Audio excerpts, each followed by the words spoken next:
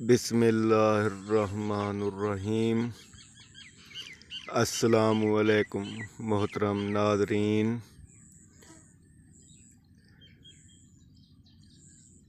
جب نبی کریم صلی اللہ علیہ وآلہ وسلم کی عمر مبارک 20 سال تھی، ایک شخص اور اس کی بیٹی مکہ تجارت کے لیے آئے۔ اس کی بیٹی کو مکہ کے بڑے بڑے سرداروں نے اغوا کر لیا۔ محتاج شخص دھاڑے مار مار کر رونے لگا کہ میری بیٹی کو بچا لو۔ پھر حضور صلی اللہ علیہ وآلہ وسلم نے دیکھا تو فرمایا۔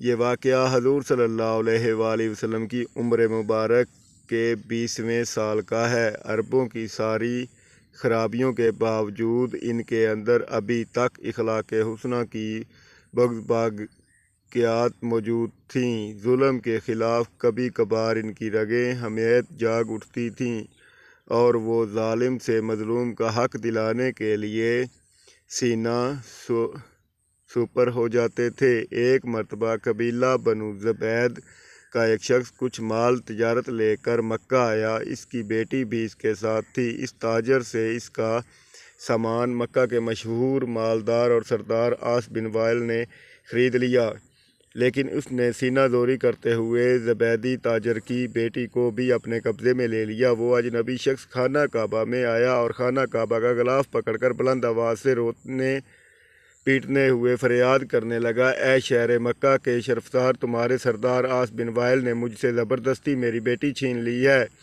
میں مسافر اور مظلوم ہوں، تمہاری خدمت میں درخواست گزار ہوں کہ میری داد رسی کرو اور میری بیٹی مجھے واپس دلاؤ۔ قریش کے کچھ نوجوانوں نے اس مظلوم کی آہ و پکار سنی۔ اللہ تعالیٰ نے ان کے دلوں میں یہ بات ڈال دی کہ مردانگی کا تقاضا ہے اس مسافر کی داد رسی کی جائے۔ جب تاریخ میں ہم واقعات کا مطالعہ کرتے ہیں تو دل سے یہ بات اٹھتی ہے کہ اللہ تعالیٰ نے اپنے گھر کے اندر ایک مظلوم کی داد رسی کو شرف قبولیت بخشے ہوئے ان لوگوں کے دل خیر کی جانب آمادہ کر دیے کہ کتنے لوگ تھے، اس پر کوئی مستند حوالہ ہماری نظر سے نہیں گزرا۔ البتہ گمان غالب یہ ہے کہ یہ لوگ درجن بھر کے لگ بھگ ہوں گے۔ نبی کریم صلی اللہ علیہ وآلہ وسلم ان میں پیش تھے۔ یہ سب لوگ اس زبیدی کو اپنے ساتھ لے کر اس سردار کے دروازے پر پہنچے۔ اسے باہر بلایا گیا اور سب نے یک زبان کہا کہ اس مظلوم پر تم نے کیوں ظلم ڈھایا ہے؟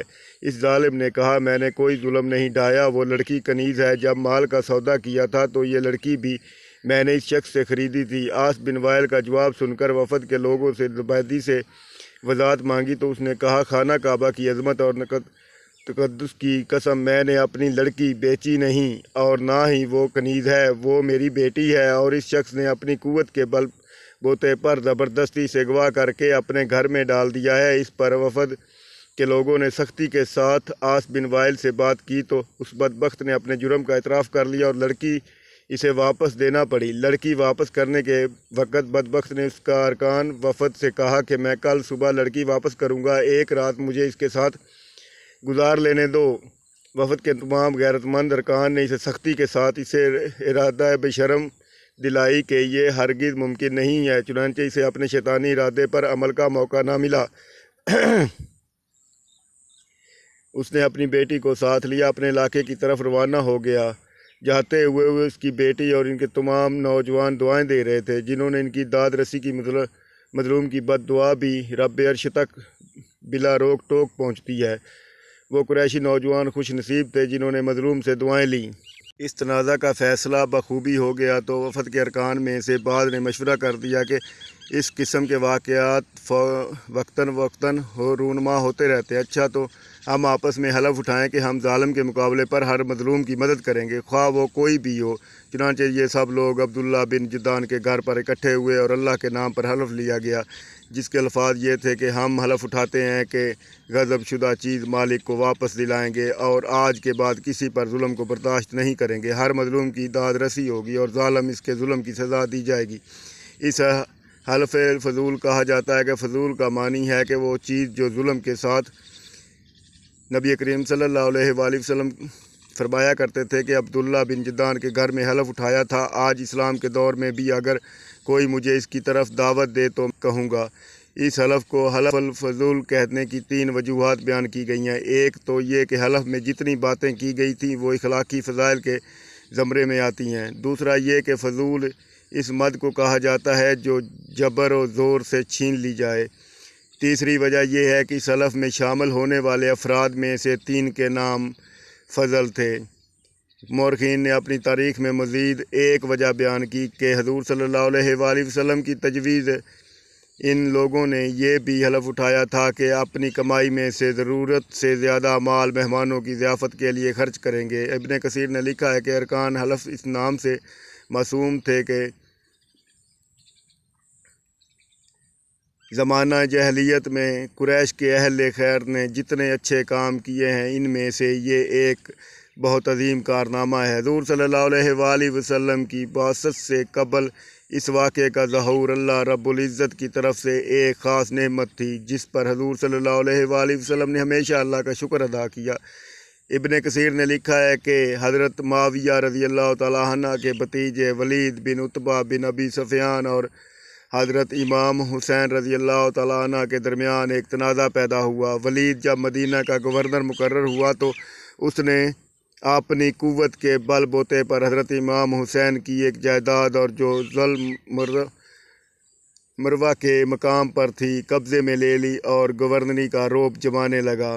حضرت امام حسین رضی اللہ تعالیٰ عنہ گورنر ہاؤس میں تشریف لے گئے اور آپ رضی اللہ تعالیٰ عنہ نے فرمایا، اے ولید تم بھی جائیداد سے قبضہ اٹھا لو، اگر ایسا نہیں کرو گے تو میں اللہ کی قسم کھا کر کہتا ہوں کہ پھر میں اپنی تلوار نکالوں گا اور مسجد نبوی میں کھڑے ہو کر اعلان کروں گا کہ اے اہل ایمان، آج پھر حلف الفضول کو دہرانے کا لمحہ آ گیا ہے۔ عبداللہ بن زبیر رضی اللہ تعالیٰ عنہ بھی اس وقت وہاں موجود تھے۔ انہوں نے فرمایا، میں اللہ کی قسم کھا کر کہتا ہوں کہ حسین کا حق اگر واپس نہ کیا گیا تو میں بھی اس کے حصول کے لیے اپنی تلوار نکال لوں گا، اس کے ساتھ کھڑا ہو جاؤں گا، پھر یا تو اس کا حق دلوا کے رہوں گا یا جان کی بازی لگا دوں گا۔ حضرت مسعود بن مخرمہ بن نواف الزہری تک یہ بات پہنچی تو انہوں نے بھی یہی اعلان کیا جو عبداللہ بن زبیر رضی اللہ تعالیٰ عنہ نے کیا تھا۔ پھر اس تنازع کی خبر حضرت عبد الرحمن بن عثمان بن عبداللہ تک پہنچی تو انہوں نے بھی وہی الفاظ دہرائے۔ والی مدینہ ولید بن عتبہ کو جب اس صورتحال کا پتہ چلا تو اس نے حضرت امام حسین علیہ السلام کا حق انہیں واپس دے کر راضی کر لیا۔ حقدار کو اس کا حق دلانے کی کاوش اللہ کے نزدیک محبوب ترین عمل ہے۔ اللہ کے نبیوں کی آمد کا مقصد بھی قرآن نے یہی بیان کیا ہے کہ عدل غائب ہو اور ظلم مٹ جائے۔